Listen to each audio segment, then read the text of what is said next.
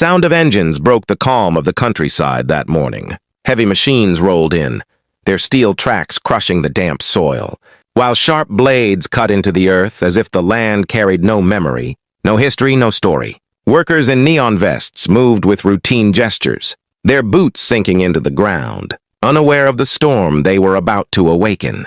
To them, it was just another project, another plot of land to clear. But to one man, it was the very heart of his life. Caleb Braxton stood on the porch of his farmhouse, his weathered hands gripping the wooden railing. For years, this farm had been his anchor, the place where his father and grandfather had worked before him. Every tree, every fence post, every acre carried his family's sweat and blood. Yet now, men he had never met, sent by people who had never set foot on this soil, were tearing it apart under the orders of a Homeowners Association that believed they could dictate what happened on his property.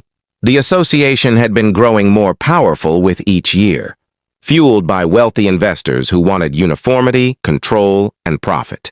To them, Caleb's farm was an eyesore, an obstacle to the grand vision of sleek houses, identical lawns, and private amenities. They had sent letters, threats, and notices.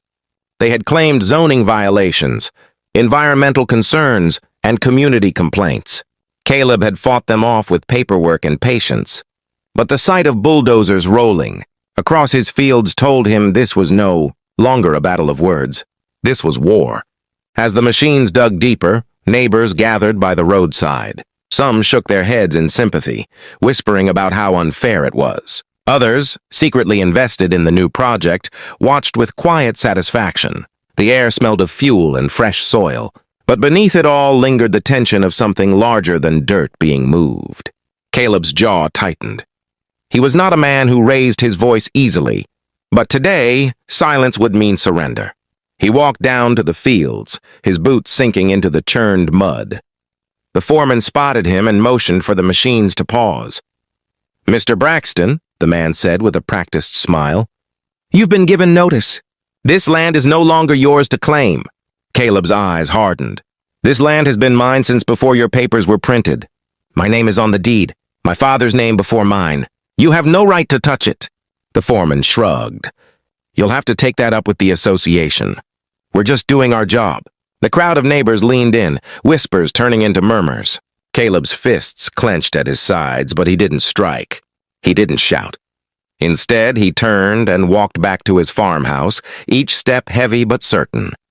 He knew something the others didn't, something he had never revealed, because he had never needed to, but now they had forced his hand. Night fell over Durham County, and the machines rested silent in the dark fields. Workers had gone home, certain they would return the next morning to finish the job. The association's board members celebrated in polished dining rooms, convinced their problem was finally resolved. But Caleb Braxton sat at his old wooden desk, a single lamp casting shadows across stacks of papers and folders. He reached into a drawer and pulled out an ID card, its edges worn from years of being carried in silence. The words glowed faintly in the lamplight. Federal Aviation Administration. Caleb was not just a farmer. He was a director in the FAA, a man with power that stretched far beyond county lines, far beyond the reach of any homeowners association. For years, he had kept his professional life separate from his personal one, never using his position for his own battles. But tonight, looking at the scars carved into his fields, he knew the time for patience had ended. The next morning, as the sun rose over the broken soil, the bulldozers roared back to life. But before their blades could bite into the ground, black SUVs rolled up the dirt road, their tires crunching against gravel.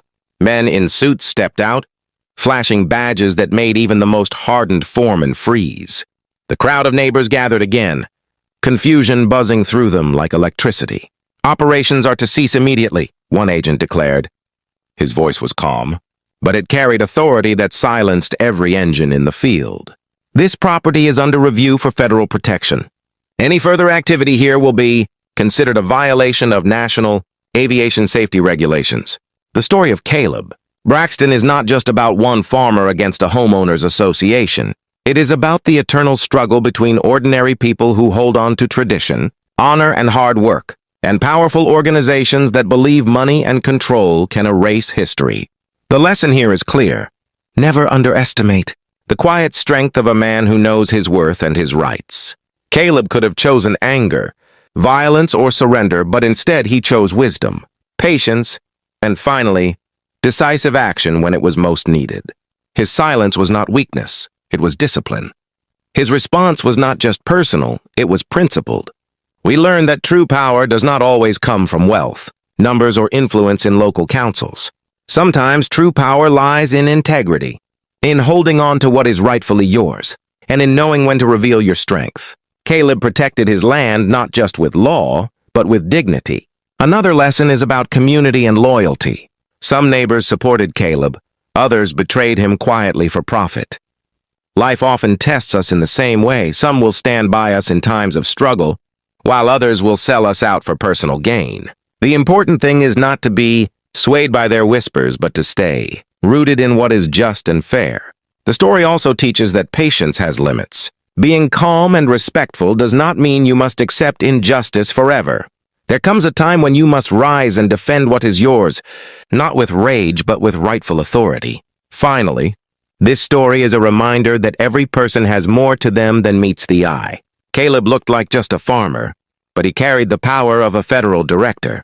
This is true for all of us. We each carry unseen strengths, talents, and connections that can rise when the time demands. So the moral is simple. Stand firm in the face of injustice. Know your rights and protect them. Do not mistake patience for weakness. Never let greed or power destroy history, heritage, and honor. Because in the end, justice may move slowly, but it always finds its voice through those who refuse to surrender.